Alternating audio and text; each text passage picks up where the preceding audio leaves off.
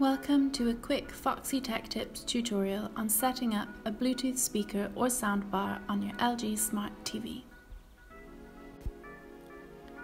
Assuming your Bluetooth device is already turned on, hit the settings button on your TV and then click on sound. It now displays the current output source for audio. Click on the arrow buttons to change the source until you see Bluetooth, and then click on device selection.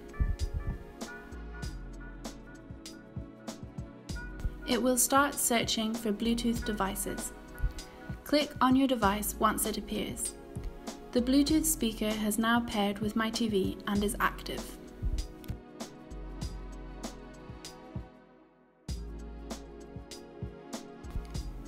You can go back to that sound setting here to quickly change between your sound output sources again. And that draws an end to this tutorial. Please like the video if it helped you and subscribe to Foxy Tech Tips for more LG TV tutorials.